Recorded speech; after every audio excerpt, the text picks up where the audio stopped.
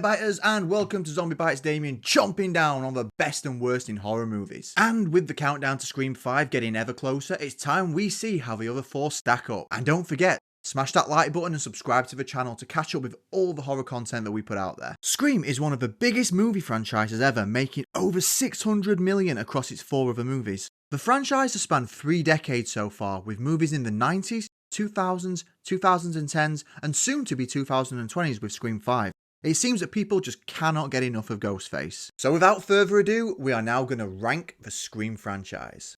And coming in at number 4 is Scream 3. Not likely to surprise anyone finding the third entry in the series coming in dead last.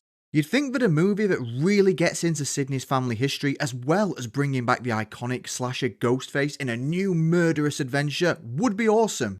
But whereas the first 2 movies in the franchise got the balance of meta and horror absolutely perfect, I'll be right back! Scream 3 goes overboard with all the meta, almost pushing it into a satire of itself, more in line with Scary Movie. Since they really want to kill you, they won't kill me. They'll kill you. Make sense? None. The characters are campier and the motivations make no sense whatsoever. Maybe it's because we lose Kevin Williamson as screenwriter. It seems when we get Wes Craven and Williamson together, we get a perfect balance of meta humour and fantastic horror. But take him out of it and what we get is a limp story that can't even get its humour right, let alone the horror. Anyone, including the main character, can die. This means you, Sid. Scream 3 is not unwatchable, it's just by its own high standards, it is definitely the low point of the franchise. Next up, number 3. Yep, coming in at number 3 is Scream 4.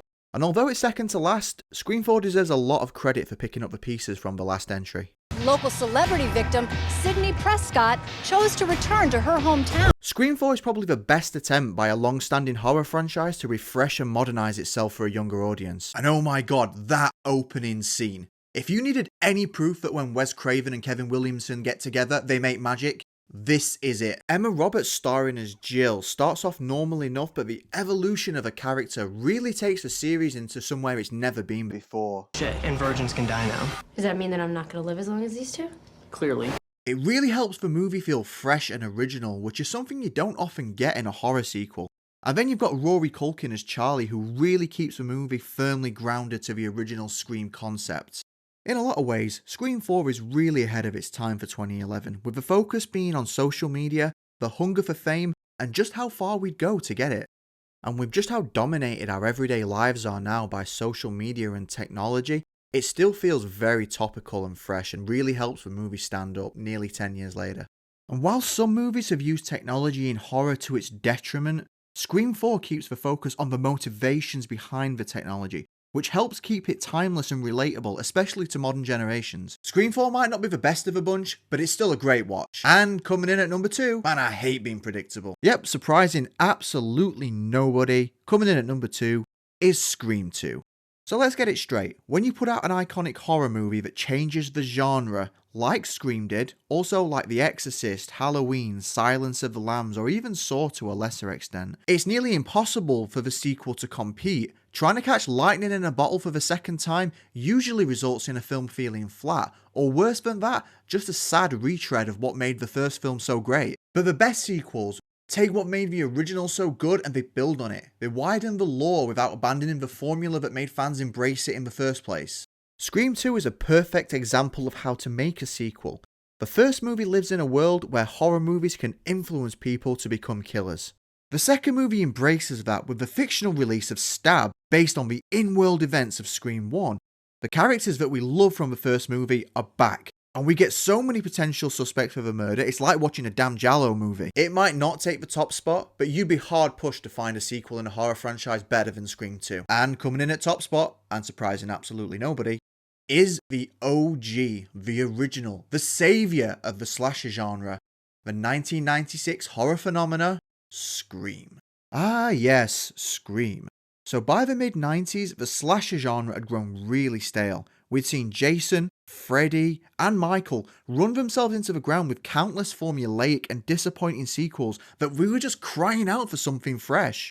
And what makes Scream fresh is the seamless way it can move between humour and horror. That first scene with Drew Barrymore playfully flirting and joking with a mysterious caller then gets cranked up to 11 with her attack and subsequent murder. It's about as shocking as it can get. In other words, when it's being all meta and self-referential, it's funny and it's interesting, but you're always kept on your toes because when this thing goes into horror overdrive, it's here to play. And unlike a lot of slashers before it, the rulebook is completely thrown out the window. The final girl does have sex, and the characters are aware of the tropes of the genre. In fact, it's integral to the plot. And speaking of characters, there are absolutely no pointless ones in Scream. They all serve some purpose in progressing the plot and adding their own traits to help improve our connection with the movie.